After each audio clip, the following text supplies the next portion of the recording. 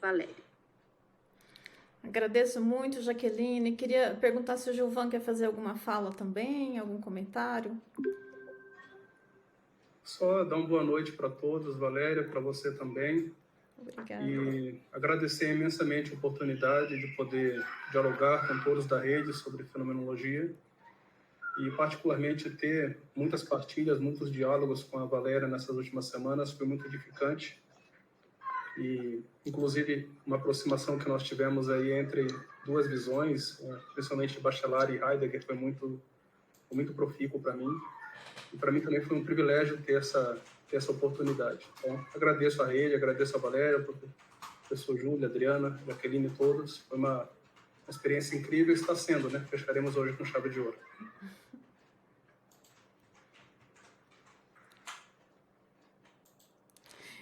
Eu também quero começar, né, agradecendo novamente, né, a toda a rede, agradecendo ao Júlio, agradecendo ao Gilvan, a todos que nos assistiram aqui, né, nesse ciclo.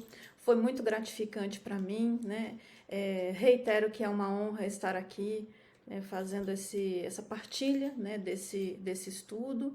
Então vamos, né, para a nossa última etapa aí desse livro tão especial. Eu considero muito especial, para mim, um dos livros mais especiais do Bachelard, né, que é A Poética do Espaço, e eu acredito que para ele também. Depois eu vou falar um pouco disso.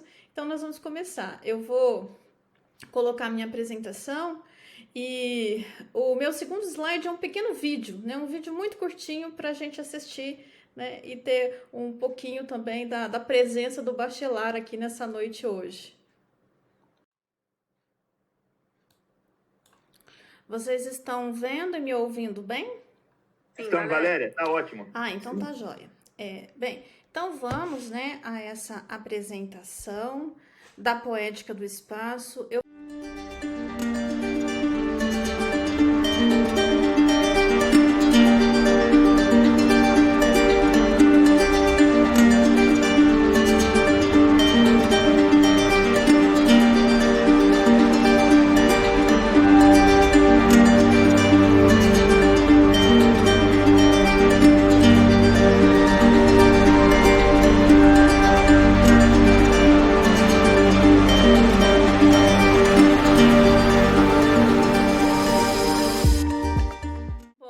Esse era o Bachelard, né?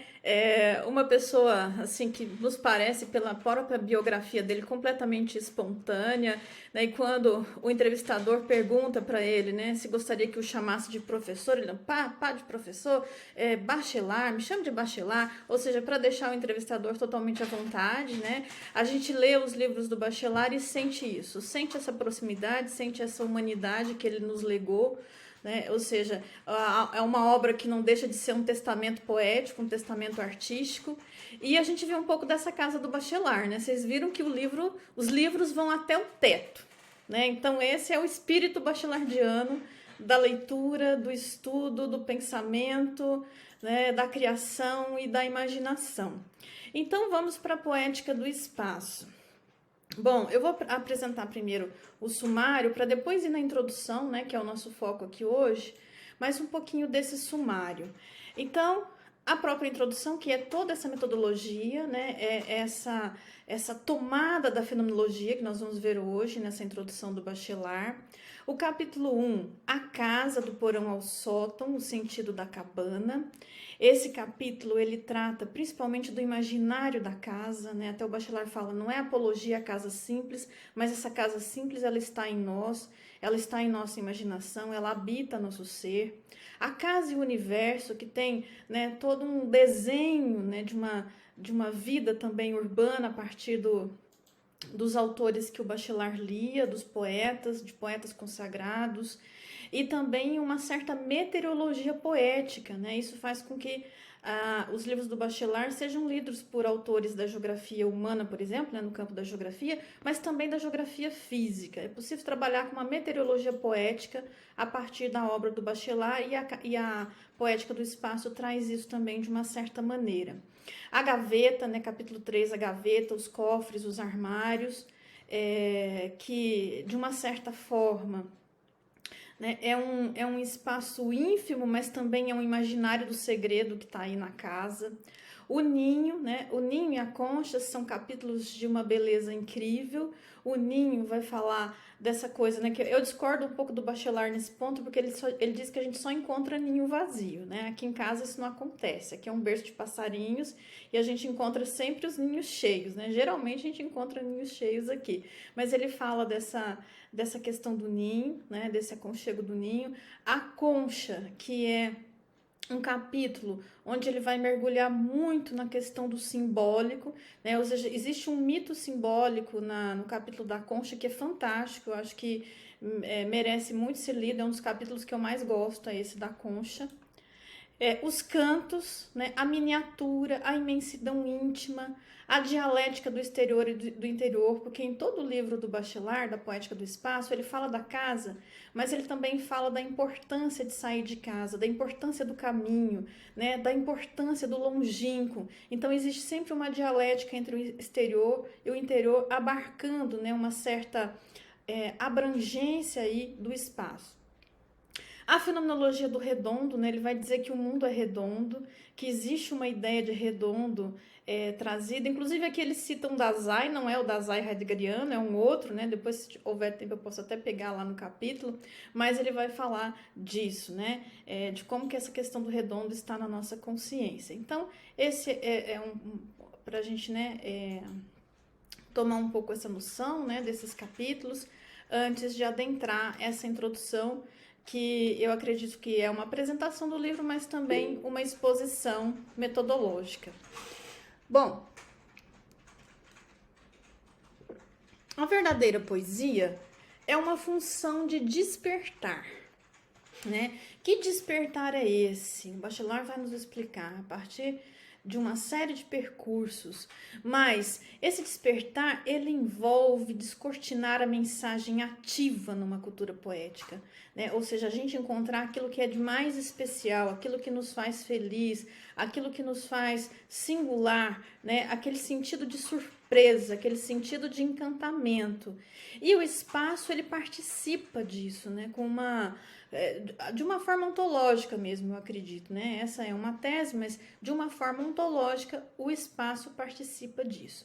E essa filosofia do Bachelard, ela é uma filosofia do imaginário, uma filosofia da imaginação. Essa é a questão central que atravessa essa obra noturna.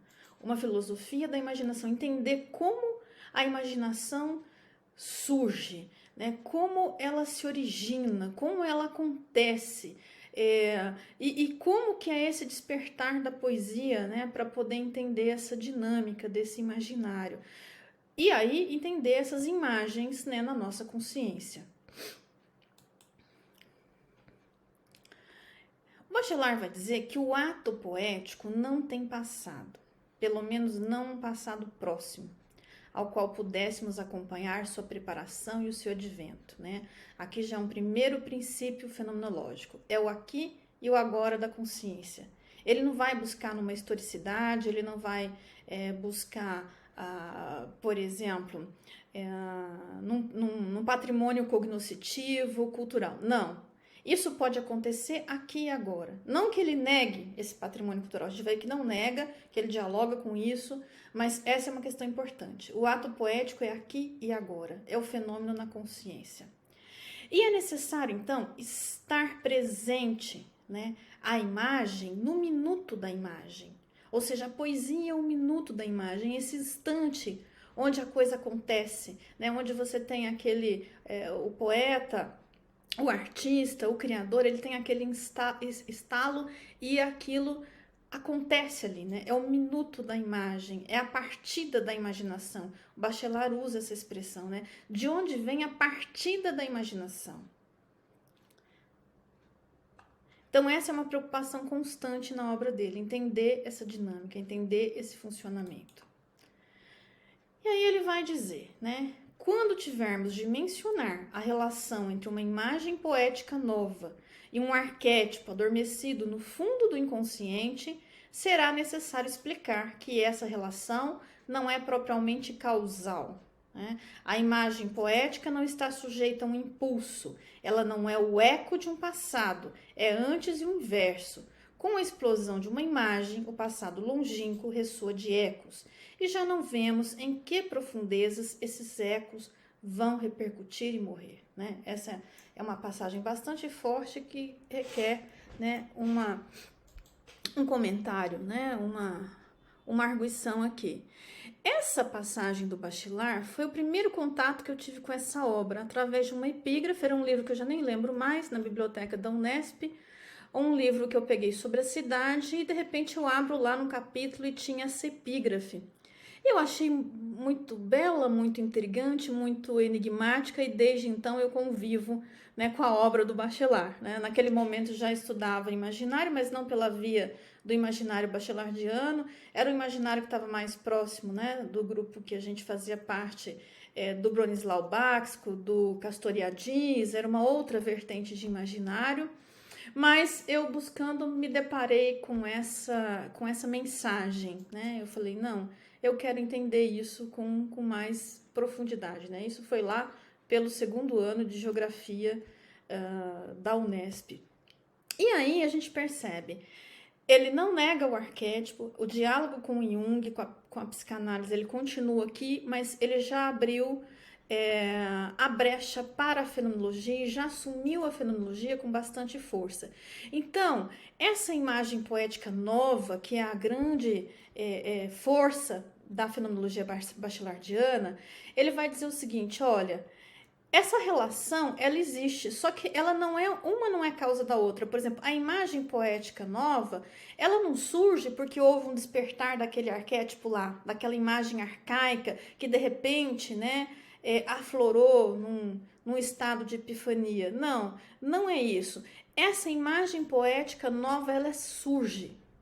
Nós temos essa capacidade de imaginar o novo. Essa é a teoria, né, a tese fundamental do Gaston Bachelard. Só que quando esse novo ele acontece, ele pode despertar o passado, é o contrário do que muitos, né, na história da filosofia acreditavam, né, que a gente não cria nada novo, que a gente só lembra.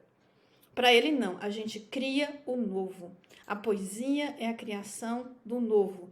E quando esse novo surge, ele desperta coisas, né, importantes, né? A epifania vem porque o novo surge, né? E quando o novo surge, eu posso me deparar com esses ecos do passado, mas não o contrário, né? Então ele vai dizer, ó, explosão de uma imagem, esse passado longínquo pode ressoar de ecos, e nós não vamos, né, saber em que profundeza esses ecos vão repercutir e morrer, né? Então, é interessante, né? E aí, isso é uma questão central, né, do que a gente chama de fenomenologia bachelardiana. Embora ele também se preocupe com a essência, ele vai buscar essências, a gente percebe isso na análise dos poemas, mas ele tem um compromisso muito maior com o dinamismo da novidade, o dinamismo organizador da novidade, né? E aí ele vai dizer, então, que a imagem é um ser. Olha só, aqui nós já temos algumas aproximações heideggerianas, né? Bastante implícitas. Mas a imagem, ela é um ser próprio, ela tem um dinamismo próprio. E o Bachelard vai atrás de uma ontologia direta. É uma ontologia direta. O Heidegger fala dessa ontologia direta. É o Heidegger que vai tirar, né, a ontologia, como a gente já viu em apresentações passadas, do Gilvan e minha, dessa atmosfera totalmente metafísica e trazer as coisas mesmas, né? Trazer os seres. E o Bachelard parte disso. A comunicabilidade de uma imagem é um fato de grande significação ontológica, ou seja, não só também como essa imagem surge, mas como ela comunica, como ela repercute, né? Ele detém bons parágrafos para falar disso, nós vamos ver a importância dessa ressonância, a importância dessa repercussão dessa imagem. E para esclarecer filosoficamente o problema da imagem poética, é preciso chegar a uma fenomenologia da imaginação. né? E aí ele até se justifica, né? Ele vai dizer o seguinte na página 3. A página 3 é muito importante porque ele dá vários detalhamentos, né, para nós de como ele procede. Ele vai dizer o seguinte: talvez nos perguntem por que, modificando o nosso ponto de vista, buscamos agora uma determinação fenomenológica das imagens. Em nossos trabalhos anteriores, a imaginação, tínhamos considerado preferível situar-nos tão objetivamente, né? Até grifei esse objetivamente, porque eu falei disso na apresentação passada, tão objetivamente quanto possível diante das imagens dos 4 elementos da matéria, que é a terra, o fogo, o ar, a água, e que aqui, né, ele já está, ele é o ponto de viragem, né, é a ruptura também, é a modificação, é algo mais. E ele vai dizer, pouco a pouco, esse método que tem a seu favor a prudência científica, que era aquele, né, que ele trazia antes nas outras obras, pareceu-me insuficiente para fundar uma metafísica da imaginação. E acrescenta, só a fenomenologia, isto é, a consideração do início da imagem numa consciência individual, pode nos restituir a subjetividade das imagens e a medir a amplitude, a medir a força, o sentido da transubjetividade da imagem, né? Então, os princípios metodológicos, aquilo que a gente conhece, né, como percurso metodológico, que vários autores já trataram, né? Na geografia, o Werther Hoser, a tese do Werther é muito didática nisso também, trazer esse percurso fenológico, é muito parecido com isso que o Bachelard traz aqui nessa introdução, né? Então, por exemplo, a tomada de consciência da imagem individual, né, numa consciência individual, então como essa imagem aparece na consciência, a questão de reconduzir a subjetividade para a transsubjetividade ou intersubjetividade, né, que é um dos passos aí do percurso fenomenológico. Você se preocupa muito mais com o intersubjetivo, porque é aquilo que é partilhado entre todas essas consciências, né? E aí a gente vê mesmo o fenômeno aparecendo nessas consciências, e ele traz isso já com bastante força. Para um leitor, todas as subjetividades e transubjetividades não podem ser determinadas definitivamente. Essa é uma diferença, né? Por exemplo, do Bachelard, dessa coisa dele considerar muito mais o dinâmico do que aquilo que é o estático, né? Ou aquilo, o invariável. Então, ele também vai considerar a imagem poética com efeito essencialmente variacional. Então, as variações fenomenológicas, ele vai estar considerando isso também na análise, né? Parte do percurso fenomenológico que ele traz. Então, assim, para mim é um percurso fenomenológico completo que ele traz aqui. Se nós vamos comparar, né, com outras abordagens fenomenológicas que traz também esse percurso, não, eu acho que não fica faltando nada, né? A diferença é só a tônica que ele dá a temática, né? Que fenomenologia ele está tratando, que é essa fenomenologia da imaginação, e esse compromisso com a dinâmica, né? Muito mais do que com a permanência. Então, para um leitor de poemas, o apelo a uma doutrina que traz o nome tantas vezes mal compreendido de fenomenologia corre o risco de não ser ouvido. Ou seja, essa problemática, né, que ele já identificava lá naquele momento da obra, né, meados aí do século XX, nós estamos com ele ainda hoje.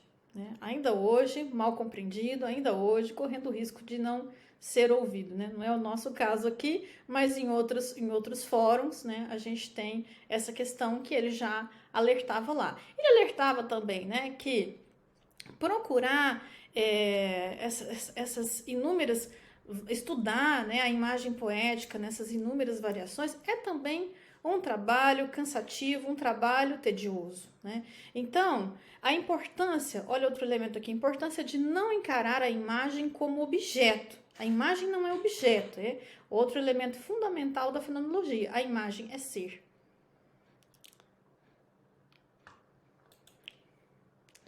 E aí, né, por exemplo, de onde vem? Eu comentei um pouquinho disso na última apresentação e falei que ia retomar mais um pouco agora, nesse momento. De onde vem a fenomenologia do Gaston Bachelard? Ele atribui a esse autor, né, Eugênio Minkowski, que foi um médico psiquiatra e atuou, né, aí no final do século XIX até meados do século XX, e ele incorporava a fenomenologia, né, na psicopatologia para explorar a noção de tempo vivido. Uma das obras principais do Eugênio Minkowski é Le Temps Vécu, que é o tempo vivido, e também, né, Vers une cosmologie, ou seja, em uma cosmologia, que é um dos livros principais que o Bachelard lê e cita em várias obras, inclusive na Poética do Espaço, e o Bachelard acredita essa fenomenologia ao Eugênio Minkowski. Então eu fui atrás do Eugênio Minkowski para ver o que ele lia. Ele lia Russell, ele lia Bergson, e ele lia vários autores que são dessa fenomenologia que a gente vem trabalhando. Então é a mesma fenomenologia, né? Só a atribuição a ela é indireta. Há vários estudos, né, de vários autores aí que fazem uma aproximação entre o Bachelard e o Heidegger. Um dos autores, né, franceses que falou disso foi o Raminu, e ele vai dizer o seguinte, né, deixa eu ver se até eu tenho uma citação dele aqui, deixa me ver aqui, na verdade, Rameau, né, 1965, ele vai dizer que o Bachelard, né, ele não deu lugar no tecido da língua francesa ao Dasein heideggeriano. Esse Dasein vai aparecer, né, lá na Poética do Fogo, mas de uma maneira muito rarefeita, mas que há muita relação, né, entre a fenomenologia da imaginação do imaginário bachelardiano e a fenomenologia heideggeriana do estudo da linguagem, por exemplo, né? Ou seja, a poética também estão presentes nas duas, muitas relações possíveis. Benedito Nunes fala disso, tem até um filósofo aqui de Goiás, o Fábio Almeida, também fez um estudo que aponta nessa direção. Encontrei material na bibliografia, na Biblioteca de Nova de Lisboa, de teses também de outras áreas no campo das artes que também fazem menção à mesma relação, como de Simão, por exemplo. Então, existem muitas relações, né, que podem ser buscadas nessa obra, apesar da fenomenologia do Gaston Bachelard ser atribuída ao Minkowski. Isso traz também uma outra coisa interessante, né? Essa fenomenologia, ela começa também com uma aproximação com o saber médico, já que o Minkowski era psiquiatra. Então, tem isso também nessa base, né? Um certo diálogo que ele já tinha com a psicanálise e que se aprofunda aí com esse autor, né? E que tem textos muito interessantes também. Os textos do Minkowski são muito interessantes. Então, o caráter surpreendente da imagem nova é a adesão que ela suscita numa alma alheia, né, ou numa pessoa alheia ao seu processo de criação. Então, isso é uma outra questão muito cara para o Bachelard, né, que é essa questão da repercussão. E ele vai dizer, olha, a fenomenologia da imaginação é um estudo da imagem poética quando essa imagem emerge a consciência como um produto direto do coração, da alma, do ser tomado em sua atualidade, né? Ou seja, o ser, ele está ali na totalidade do ser, no campo emocional, né? O Bachelard também faz em vários momentos, ele faz uma diferenciação entre alma e espírito. Para ele, a alma é poética, o espírito é científico. Ou seja, essa instância psíquica da poesia, né? Ela é eterna, a alma é eterna. Né? E ele faz uma diferenciação disso com o processo do pensamento, com o processo racional. A transubjetividade da imagem. Olha só, uma síntese aqui do que eu falei, né, nesse slide, para a gente observar. A transubjetividade da imagem, a imagem não é objeto, é ser, é ente. É preciso associar sistematicamente o ato da consciência criadora ao produto mais fugaz da consciência, que é essa imagem poética, né? Ela é fugidia, ela é instante. A dualidade sujeito e objeto é irisada, né? Então também se preocupa com a não separação entre sujeito e objeto, coloca nesses termos, irisada, né? Ou seja, ela vai ficando indefinida, ela vai ficando pouco nítida, o sujeito e o objeto vão se tornando uma coisa só. O pensamento científico é sempre interligado, né? E aí, nesse caso, ele fala que há também, de uma certa forma, uma interação entre essa fenomenologia da alma e a fenomenologia do espírito, né? Porque muitas vezes a imagem poética surge e depois é preciso que ela seja administrada, é preciso que ela seja, né, repensada. Então, há também uma negociação aí.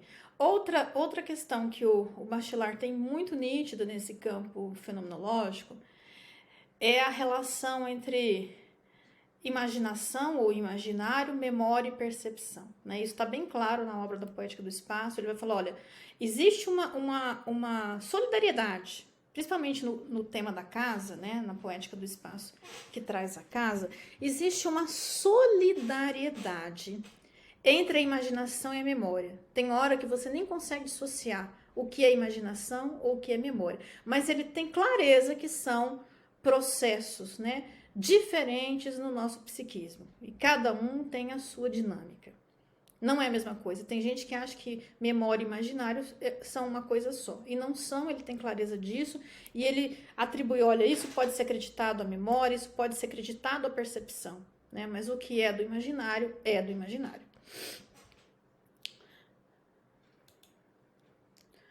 A poesia é fenomenologia da alma.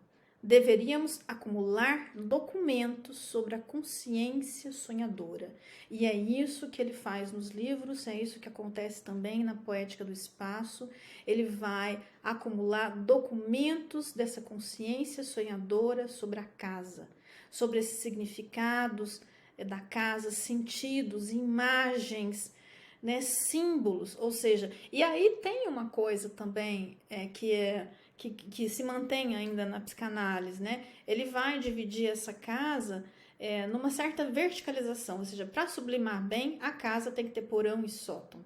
Se ela não tiver esses dois espaços, ela não sublima bem, porque há uma analogia entre a própria casa e a alma, né? E o porão é aquele lugar obscuro, é aquele lugar que você evita ir, né? Aquele lugar onde as coisas estão ali, né, um tanto soterradas, é o lugar do medo, é o lugar onde está o tatuzinho gordo e achatado. Ele usa essa expressão, né, muito engraçada, o tatuzinho gordo e achatado. Quando eu li isso, eu acabei por rir, né, também, mas essa questão da casa, né, a casa da infância, essa casa onírica, essa casa natal do Bachelard também está em várias obras. Está na Poética do Espaço de uma maneira mais alargada, mas já estava lá na Terra e os Devaneios da Vontade, né? Está na Terra e os Devaneios do Repouso. A casa da infância bachelardiana sempre volta. E é nesse lugar, né, que você evita ir, ele também tem a ver com a nossa modernidade, ou seja, o porão, né, para ir ao porão, você não se civiliza, né? A modernidade que põe luz em todos os cantos, para descer ao porão, o homem ainda pega uma vela, né? Então, todo esse simbolismo da chama da vela que vem nesse momento. E já o sótão é um lugar claro, né? É o lugar das coisas abertas, é onde a criança vai se refugiar, é o espaço da mansarda, é a lucarna, né? Então, já muito mais arejado e mais tranquilo, né, de se chegar. Então, isso também é um psiquismo. Essa casa, né, é uma grande consciência, é uma grande alma que a gente... ela está ao mesmo tempo fora de nós, externa a nós, como a gente acha que está dentro da casa, como também a casa, ela está dentro de nós, né? Nós somos uma casa.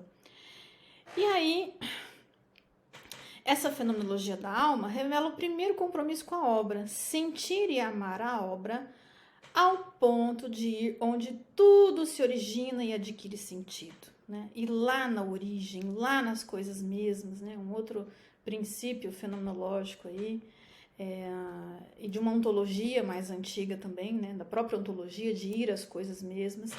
E reencontramos a palavra esquecida, rejeitada, essa palavra alma, né? Uma palavra que na modernidade ela perdeu um pouco a força, mas que o Bachelard faz questão de encontrar e reencontrar e trazer em vários momentos, né? E na poética do devaneio ela volta também com bastante força e com toda uma questão de gênero, né? Ânimo e ânima, o masculino e o feminino das coisas. Então, uma simples imagem tem uma grande repercussão psíquica. E aí nós temos esse par dialético, ressonância e repercussão, que ele também vai trazer, né, em inúmeros momentos. E significa o seguinte, que na ressonância, quando a poesia, né, provoca em nós uma ressonância, nós ouvimos o poema. Só que na repercussão, ele já é nosso, né? A gente se apropria tanto daquilo que a gente tem, assim, a gente fica frustrado por não ter escrito aquilo, né? Por que eu não escrevi aquilo? Aquilo é tão bom, aquilo é tão maravilhoso, aquilo adere tanto à alma que eu poderia ter escrito aquilo, mas foi o outro que escreveu. Mesmo assim, esse outro já está em mim incorporado, né? Então, é um pouco dessa maneira. E ele fala até de uma alotropia fenomenológica, né? Ele usa essa expressão na página 7, é uma expressão que vem da química e que fala da inversão, né, de algumas substâncias, da capacidade de mutação de algumas substâncias, a mesma substância. Por exemplo, o carbono, que pode se transformar tanto em diamante como em grafite, né, é uma alotropia fenomenológica. Ele vai dizer que as ressonâncias, as repercussões, elas têm também esse jogo, né? Ele usa aí essa imagem da química. A repercussão, ela opera uma inversão no ser. Parece que o ser do poeta é o nosso ser, né? Ou seja, a gente se torna aquilo que a gente lê também, aquilo vai se tornando o nosso próprio ser. A ação psicológica do poema como marca de uma fenomenologia, né? A forma como isso se manifesta na nossa consciência. E a exuberância, né? Muitas vezes a coisa é um tanto exuberante, né? Exagerada. E até ele explica isso em outros livros, né? No livro da Terra, ele vai falar dessa exuberância, né? Que às vezes é um exagero. Então, exuberância e profundidade de um poema são sempre fenômenos desse par ressonância e repercussão. É como se na exuberância, o poema reanimasse profundezas em nosso ser, né? Vai mexer com o nosso ser. Olha o quanto que é a força do poema, né? Ou seja, é muito mais o poema em si do que o próprio poeta, e eu acho que nisso o Bachelard e o Heidegger, eles compartilham de uma certa ideia, porque pro Heidegger não importa muito o poeta, o que importa é o poema. E o Bachelard tem a mesma ideia. Ele fala até que não tem que ficar procurando a vida do poeta, os sofrimentos do poeta para entender o poema. E até usa uma expressão assim, né? Bastante exuberante também, que quando a gente faz isso, a gente está querendo entender a flor pelo estrume, né? Então ele usa exatamente essas palavras, né, para poder dizer disso. E nesse ponto eu vejo uma aproximação entre os dois, né? Para percebermos a ação psicológica de um poema, é preciso seguir dois eixos de análise fenomenológica. Uma que leva às exuberâncias do espírito e outra que conduz às profundezas da alma. Lembrando sempre que o Bachelard é muito mais a favor das profundezas, principalmente nessa obra do imaginário.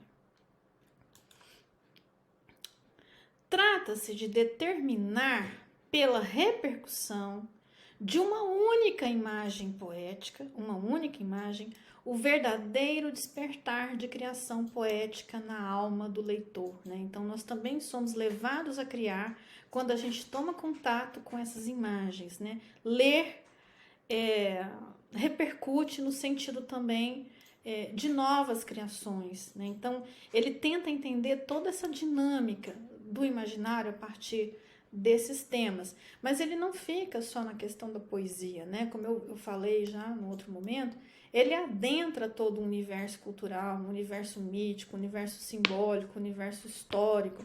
A gente percebe muito isso lendo o capítulo da concha, né, onde ele vai em toda uma mitologia da concha, que determinadas culturas enterravam os mortos, enterravam junto com os mortos uma grande quantidade de conchas, porque eles tinham uma crença que a concha podia trazer de volta a vida. Trazer de volta a vida. Por exemplo, um caracol também é uma concha animada, né? Uma concha que anda. Então, assim, é um texto muito belo e a gente vê que o diálogo com a cultura ele é muito forte, muito intenso. Por sua novidade, a imagem poética põe em ação toda uma atividade linguística, né? A questão da linguagem, de uma certa maneira, aparecendo aqui a partir da linguística. A imagem poética transporta-nos à origem do ser falante.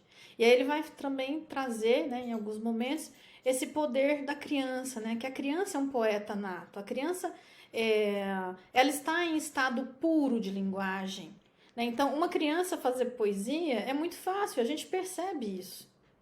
Porque ela está nesse estado puro de linguagem, né? Muito aberta aí a todas as possibilidades. Então, ele fala muito também dessa questão da criança.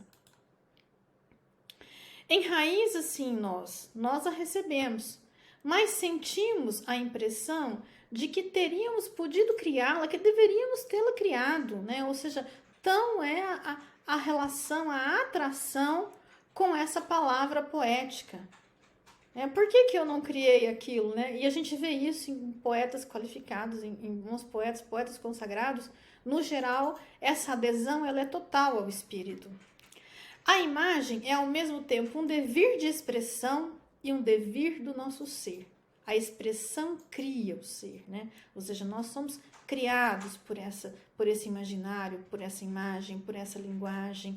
É isso que nos faz ser. E é interessante, né? Algumas palavras do Bachelard, eu não pude explorar isso, mas ainda, embora eu tenha lido o Mil Platô, do Deleuze e Guattari, em um determinado momento, algumas expressões que ele usa que se tornaram outras teorias, né? Como é o caso, por exemplo, da complexidade, que ele usou em primeira mão, essa ideia de devir que aparece ao longo da poética do espaço, né? E depois o devir vai ser um conceito bastante importante na filosofia do Deleuze e Guattari. Só que, assim, aqui no Bachelard, essa relação entre ser e devir, né? Ela tem aí uma preponderância. Então, isso define o nível da ontologia com o qual nós trabalhamos, ele afirma, né? Olha, isso define o nível da ontologia com o qual nós trabalhamos. Essa ontologia direta que segue esse percurso com esses vários elementos fundamentais da abordagem fenomenológica. A imagem poética, né, a partir da imaginação pura, ela deixa de lado o problema da composição do poema como agrupamento de imagens múltiplas, né? Então, esse aqui é uma forma do Bachelard trabalhar. Hoje a gente vai trabalhar, por exemplo, com geografia e literatura, a gente tende a pegar um romance inteiro, poemas inteiros, né? O Bachelard, ele não fazia isso. Muitas vezes ele pegava um verso, né? Isso deu uma interpretação de uma abordagem pontilhista do imaginário. Né? Ele tinha uma abordagem pontilhista do imaginário, porque para ele, nessa composição de um poema inteiro, por exemplo, intervém a cultura mais ou menos distante do ideal literário de um tempo, componentes que uma fenomenologia completa deveria, sem dúvida, examinar. Né? Então ele coloca que, né, uma fenomenologia completa, num momento que isso fosse possível, poderia analisar esse poema inteiro. Né? Enquanto isso, ele analisa de maneira pontilhista, né? O Mota Peçanha, que é um filósofo brasileiro que também estuda o Gaston Bachelard, tem uma bela introdução que interpreta a obra no Direito de Sonhar. Ele vai falar dessa concepção pontilista do imaginário, né? Então, que é isso que eu já comentei aqui, estudar a imagem no minuto da imagem, observação decididamente elementar. E aí o Bachelard vai dizer pra gente na página 9 que com isso, né, que o verdadeiro fenomenólogo deve ser sistematicamente modesto, né, que não adianta exagerar porque não vai longe.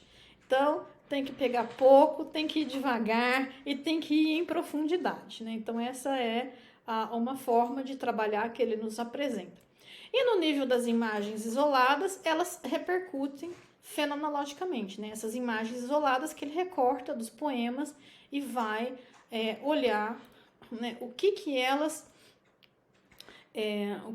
qual é a adesão dessas imagens na nossa alma, os significados, a potencialidade delas diante, né, dessa poética do espaço, né, onde surge a casa como um espaço central, mas essa casa ela tem uma força, ela é ao mesmo tempo uma força centrífuga, né, e uma força centrípeta, ou seja, ela nos põe para fora e ela nos traz para dentro da casa, né? O tempo todo tem isso ao longo dos capítulos, explorando diversos espaços. Citando, por exemplo, a poeta George Sand, ele fala o seguinte: olha, é muito importante que um homem fale dos seus caminhos, né? Fale dos seus trajetos. E o Bachelard sempre falou dos espaços vividos que ele experimentou e da sua vida. O tempo todo ele também está mostrando um pouco da sua própria experiência, do seu próprio vivido. E ele vai dizer para nós que o espaço contém todos os alvéolos do tempo. Não adianta procurar o tempo fora do espaço. O tempo está no espaço, né? Ele vai dizer isso para a gente. Então, totalmente, ele sempre fez questão de dizer que a leitura que ele faz das obras literárias é totalmente distinta da atividade do crítico literário. Ele faz uma crítica da crítica literária. Não é aquilo, né? E quanto a nós, acostumados à leitura feliz, só lemos e relemos aquilo que nos agrada. Então, o Bachelard, ele tinha isso. Só os livros que ele consideravam, né, bons para ele, dignos, que trazia aí essa repercussão, era aquilo que ele lia e estudava, enfim, né?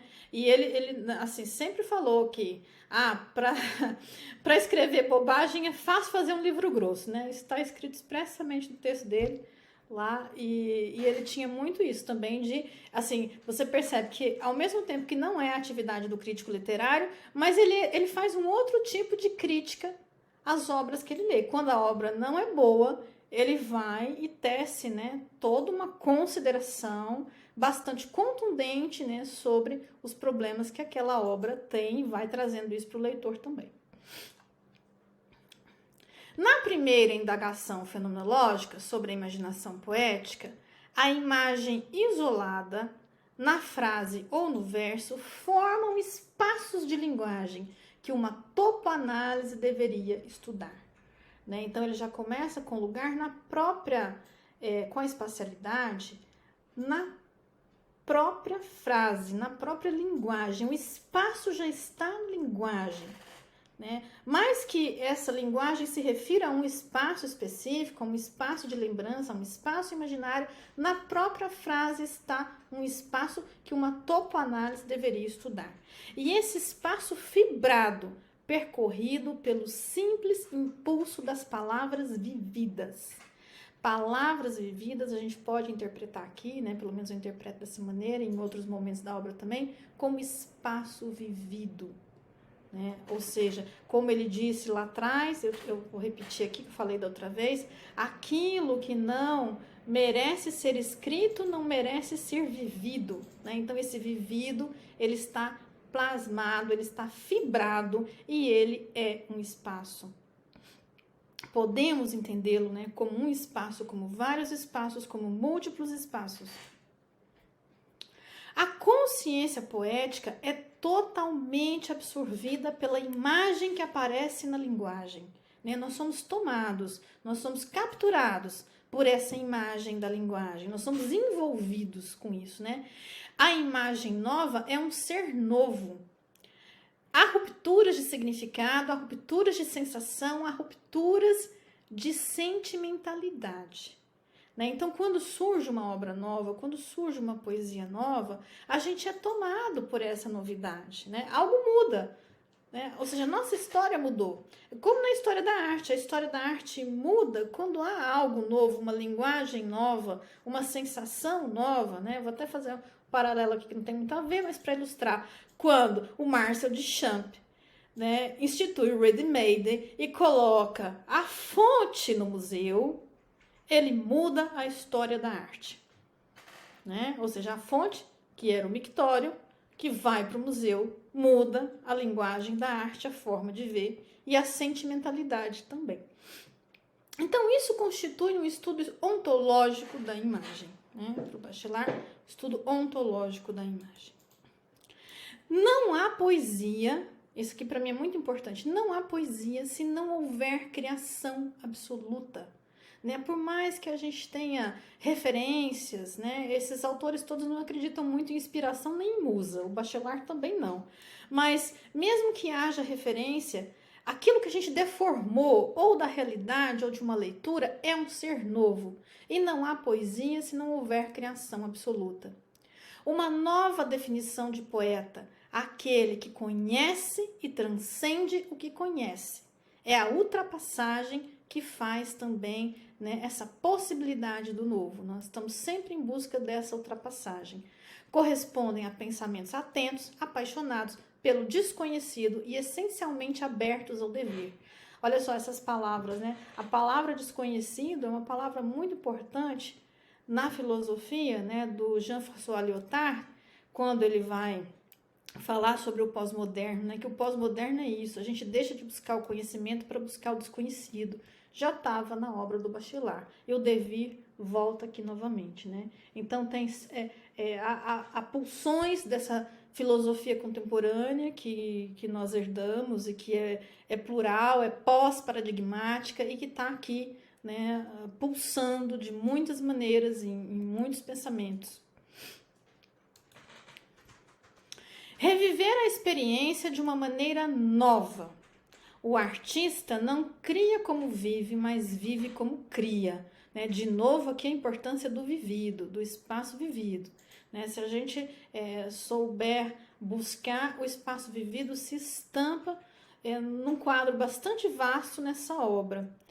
A imagem não é cópia da realidade, ela não é cópia. Né? Nós criamos a imagem internamente, ou seja, mesmo que a gente parta de uma realidade, aquilo que se forjou na nossa mente não é aquela realidade observada, vista. Né? Isso faz com que a filosofia, a fenomenologia do Bachelard seja considerada também como anti-ocularista, ou seja, não é aquela só que reproduz o visto, pelo contrário, ela surge na nossa mente, ela é criada na nossa mente. A imagem como um produto direto da imaginação. Né? Ou seja, produto direto da imaginação, fruto de uma ontologia direta. Né? Isso é determinante nessa obra bachelardiana. E a ideia do espaço feliz, né, da topofilia, que comentei que o Ifotuan, ele traz, né, como amor ao lugar, a gente interpretou isso, né, veio também do inglês, ele é sino-americano, amor ao lugar, mas para o Bachelard é o espaço feliz. A casa é o lugar da topofilia. Né? Por mais simples que seja, por mais humilde que seja, é aquilo que abriga o ser, é onde está depositado as suas lembranças, as suas memórias nesse espaço, né? A memória é espaço para ele também. Então, aí a ideia de topofilia, que aparece aqui na introdução e que vai, né, também pulsar, né, ao longo dos demais capítulos. No reino da imaginação, não há ideias definitivas. Incessantemente, a imaginação imagina e se enriquece de novas imagens. Aí é o dinamismo, né? O tempo todo o dinamismo. E essa é a riqueza do ser imaginado que Bachelard investiga. Né? Isso é o imaginário investigado pelo Gaston Bachelard. E aí eu pego um trecho, né, dessa casa, onde ele faz uma menção, uma referência ao Jung. E eu acho muito bonita essa ideia de casa-alma, né? Então, vamos ver aqui. Não reencontramos em nós mesmos, sonhando em nossas simples casas, os confortos da caverna? Foi a torre de nossa alma arrasada para sempre? Não apenas as nossas lembranças, mas também os nossos esquecimentos estão aí alojados. Nosso inconsciente está alojado. Nossa alma é uma morada. E quando nos lembramos das casas, dos aposentos, aprendemos a morar em nós mesmos, né? E ele ainda tem uma analogia ainda muito maior, onde ele vai comparando a casa a diversas moradias, né, ao longo da história da humanidade, né, desde aquela caverna lá ancestral, né, até aquela torre mais contemporânea, né, e é um trecho aí muito bonito. Então, a casa nos fornece simultaneamente imagens dispersas e um corpo de imagens. Em ambos os casos, provaremos que a imaginação aumenta os valores da realidade, né? A imaginação é sempre mais do que essa realidade, mas isso é fornecido por esse espaço, né? É o espaço do sonho, é o espaço da possibilidade, é o espaço do ser na sua inteireza. Então isso ele vai trazer para a gente, né, com bastante força. E ele contraria, né, algumas filosofias que vão aí muito no sentido do Nietzsche, do Heidegger, de que o homem foi jogado no mundo. Ele vai dizer, não, o homem não foi jogado no mundo, o homem foi colocado no berço da casa, né? E aí a gente já entende um pouco também dessa topofilia e dessa perspectiva. Uma espécie de atração de imagens concentra imagens em torno da casa.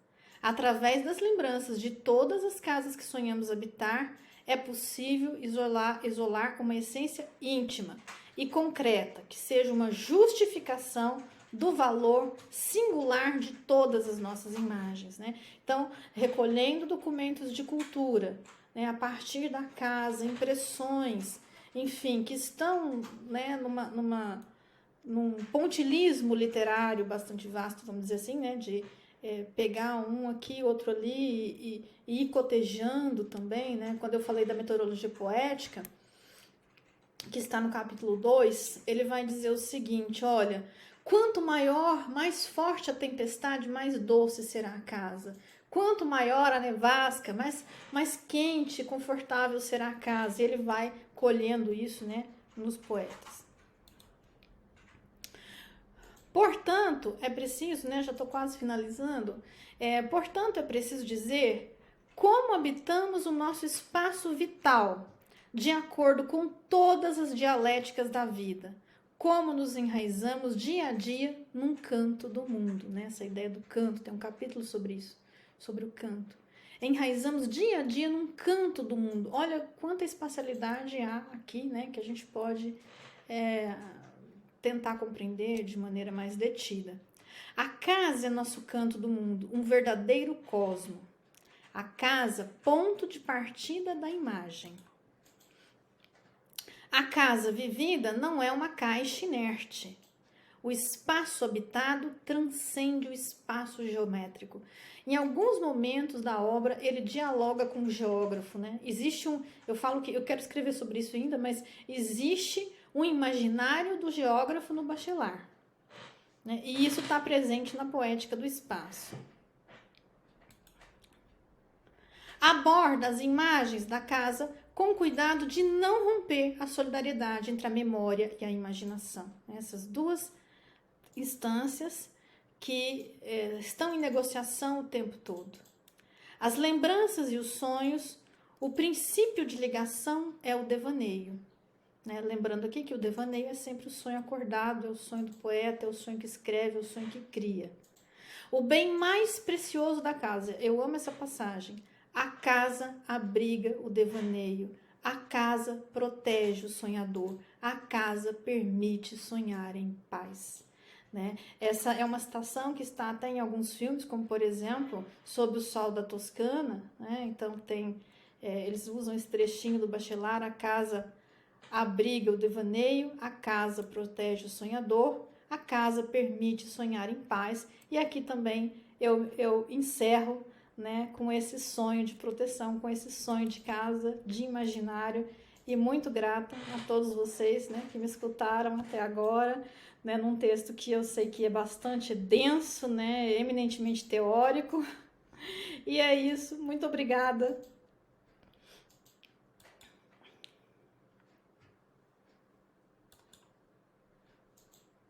Obrigada, Valéria. Como você disse, né, um texto denso, mas incrível, né? Lindo. São muitas coisas, né? São muitas coisas para comentar. Mas eu diria que essa passagem, né, que trata da casa, nossa, é muito bonita, né? Sim. É muito, muito bonita. Bem, eu vou então aqui abrir a palavra, né, aos nossos companheiros aqui, quem quiser participar, perguntar, comentar, enfim, se dirigir a Valéria, o Gilvan, se quiser fazer algum comentário, então está aberta aí a palavra. Humberto já abriu o microfone, acho que ele vai falar, né, Humberto? Eu tenho uma questão que me perturba nesse livro e eu queria compartilhar com vocês, aproveitar a oportunidade da Valéria, que tem de tudo para nos ajudar a pensar. Obrigado, Valéria. Muito bom. Muito bom. Agradeço, Humberto. E eu, assim, quando eu li esse livro, uma coisa que me chamou a atenção foi exatamente essa discussão que ele faz entre o sótão, a casa, né, e o porão. Eu sempre confundo o sótão com o porão. Sótão embaixo. Não, porão embaixo, né? Eu sempre confundo a ordem. O sótão sério. Em cima, o porão embaixo. Isso. Eu sempre confundo a ordem. É um problema geográfico. Bom, mas isso é uma questão que eu acho lindo, eu acho extremamente poético. Aliás, esse texto dele é muito poético, eu gosto também.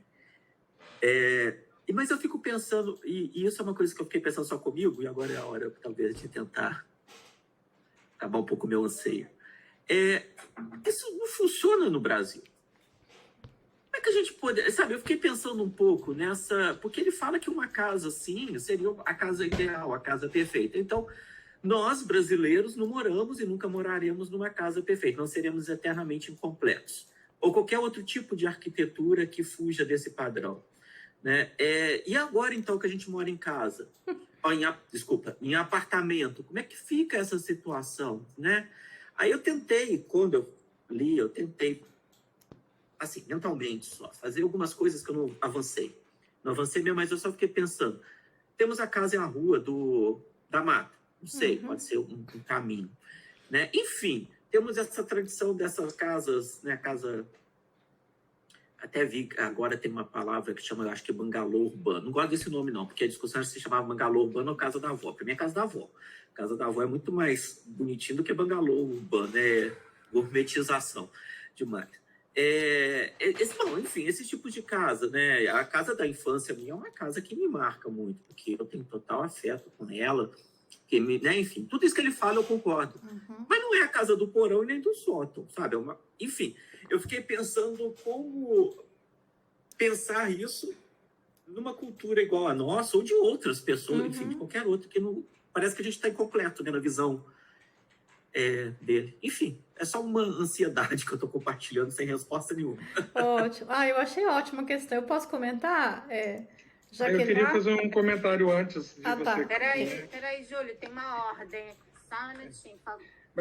É que o Egmar já tinha pedido a palavra antes aqui de você e do Gilvan, tá? Então fala o Egmar primeiro, pra gente respeitar aqui a ordem. Pode ser? Acho que a gente pode fazer de bloco, né, para envolver outras pessoas também.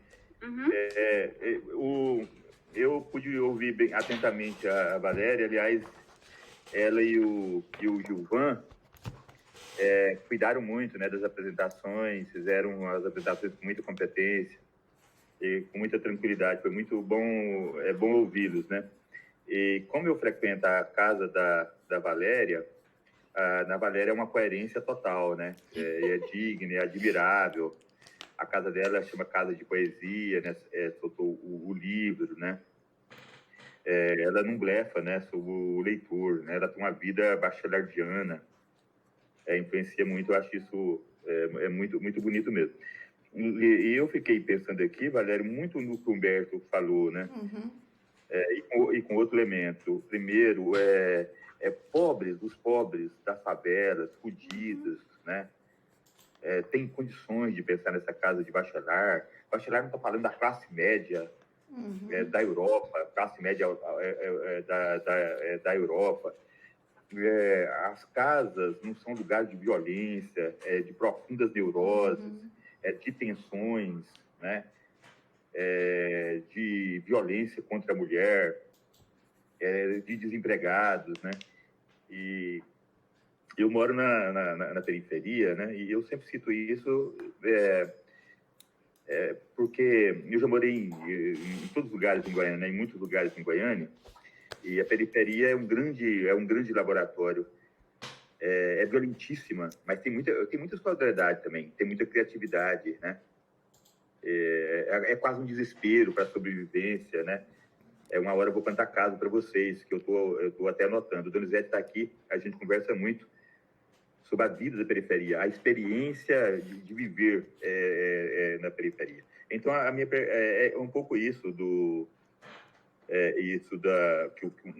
rumo que o Humberto tocou, né? Eu diria para vocês que 80% é casa de neurose. É uma fábrica de neurose, né? De grandes disputas. É isso. Agora, Valéria, linda, muito bonita. Eu anotei tanta coisa aqui, tão bonita, que você falou, e muito coerente. Nossa, muito obrigada, Guimar, Humberto. Vai fazer mais uma questão e eu respondo, ou eu já respondo essas? Acho que pode ser, né? Vamos de Tá. 3 em 3? Não, eu gostaria de fazer a partir do Humberto. Então vai, Júlio. Eu gostei demais, Valéria, muito obrigado, né, por esse cuidado conosco, em apresentar com tanta delicadeza, né, o Bachelard, né, com tantos elementos, né, mostrando para nós aí categorias tão fundamentais, né, como que a imagem não é objeto, ela é também um ser, né, sobretudo que ela modifica, né, cada um que a vê, né, e ela impressiona, ela marca, né, então muito bonito, né, o que você constituiu para nós em termos de apresentação. E eu acho que essa indagação do Humberto e essa fala do Guimar vão bem no sentido do que eu penso em relação à incorporação desses autores que não estão, né, mediados por esse mundo que nós vivemos, né? Eles não estão mediados nem pela sociedade brasileira, nem pelos empobrecidos do mundo, né? E eu acho que é exatamente isso que nos permite pensar o quanto que essas contribuições necessariamente precisam ser relativizadas, né? O padrão arquitetônico nosso realmente é completamente diferente desse mundo de que falava o Bachelard, né? Você vê, esse mundo da França ainda hoje tem porão e tem sótão, né? Em muitas casas, mas nem em todas, né? Os apartamentos lá não tem nada disso também. Então, esse mundo de que fala o Bachelard é para nós pensarmos matrizes possíveis para ler a nossa realidade, né? A partir das nossas construções, das nossas mediações. E claro que esse que é o grande exercício, né? E eu acho que é isso que você, de uma certa maneira, Valéria, sempre nos fala nos seus textos, né? De como relativizar essas ponderações genéricas, né? A partir da sociedade francesa, para esses nossos mundos, para esses nossos autores, para essas nossas possibilidades de compreensão do real e dos nossos recortes. Então, acho que vai muito nesse sentido de capturar mudando, né? Aprender a partir do que está falando esses autores, e eu acho que é aí que tem essa nossa possibilidade de construir até mesmo um pensamento decolonial, né? No sentido de colonizados, romper e nos tornarmos independentes também, né? Criando as nossas próprias teorias e as nossas chaves interpretativas para o nosso mundo.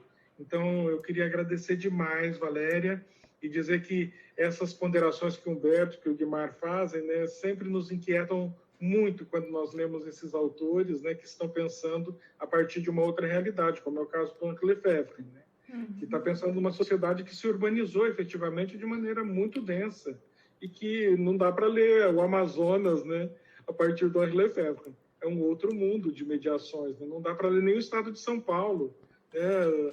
A Adriana, que conhece tanto esse mundo da França, sabe o quanto que o espaço rural na França é urbanizado, né? Sobretudo nesse mundo mais contemporâneo. Não era na época do Lefebvre, mas já era bem diferente do caso brasileiro, né? Porque eles passaram pelo Plano Marshall, uma tecnificação muito rápida a partir dos anos 50, e que nós não vivemos. Então, nosso espaço rural hoje tem alguns contornos no estado de São Paulo que se assemelham, quem sabe, aos anos 60, né, do caso francês, né, em termos de tecnificação. Mas hoje tem internet para tudo quanto é lado na zona rural. Tem internet, tem tudo, né? Tem celular. Aqui no Brasil, a gente não consegue, às vezes, nem na cidade, né? Ter uma boa conexão. Então, acho que essas são questões importantes para a gente pensar como aprender com esses autores, mas também mudar, se tornar independentes. Muito obrigado, Valéria. Foi lindo. Muito obrigada, Júlio. Bom, acho que agora eu vou responder, né? São várias questões aí bastante pertinentes e muito interessantes, e eu acho que merecem mesmo ser debatidas, né? De fato, tem essa realidade francesa que é diferente, né? Por exemplo, a pobreza na França. Talvez hoje a pobreza na França já esteja parecida com a nossa, né? Essa coisa dessa desterritorialização, muita imigração, né? Ou seja, o mundo mudou, né? Existe uma França do imaginário, uma Paris do imaginário, que as pessoas vão em busca dela, mas tem uma que já mudou e tem realidades muito duras de mendicância, enfim, né? Mas é interessante pensar, porque o Bachelard fala de duas coisas nesses capítulos, né? Pegando aí a primeira questão do Humberto. Ele fala, né, realmente de uma casa real, uma casa habitada, porque ele fala da casa dele, que era uma casa pobre, o Bachelard foi pobre.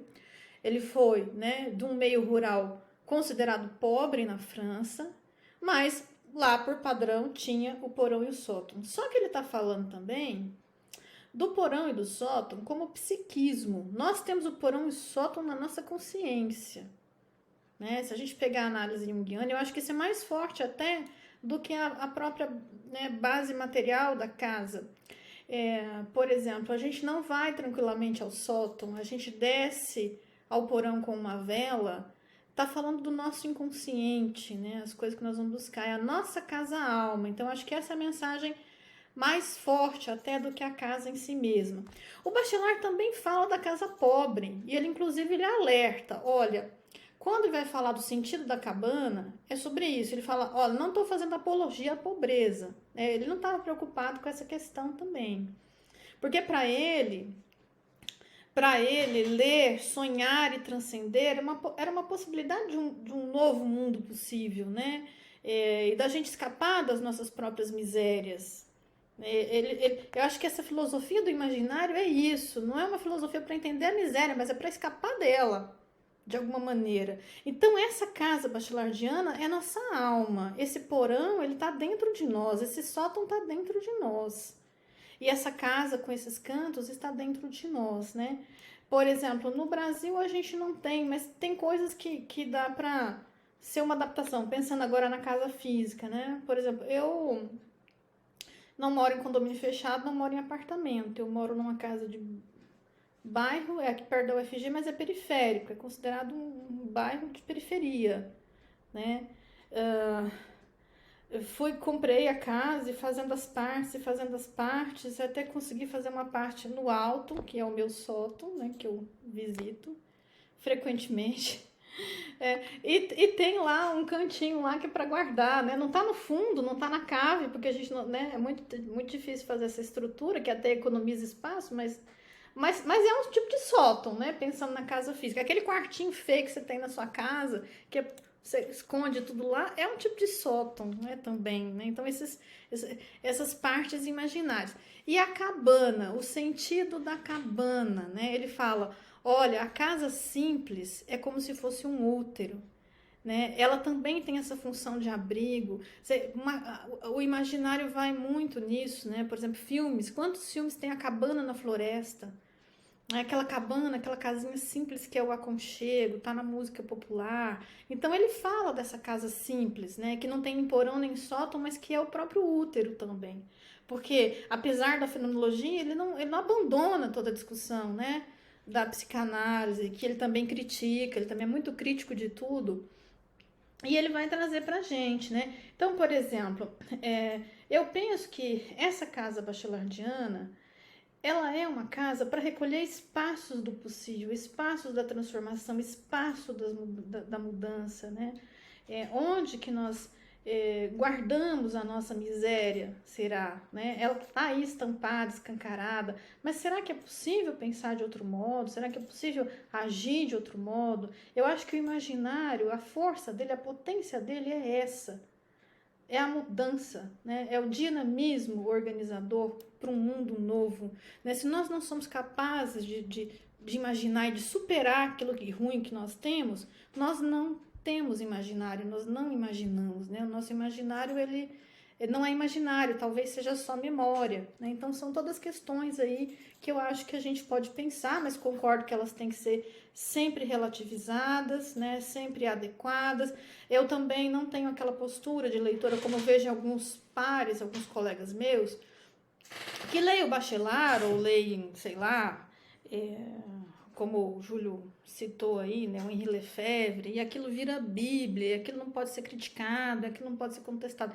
Para mim não é assim. O próprio Bachelard ensina crítica, né? Ou seja, aquilo que eu acho que eu não concordo, né, ou que não encaixa, ou que é uma realidade dele, mas não é a minha, né? Como eu falei, né, na brincadeira aí do ninho, aqui em casa os passarinhos fazem ninhos, a gente tá sempre tendo maternidade aqui. E ele fala lá que a gente só encontra o ninho vazio. Eu falei, não, não é a minha realidade, né?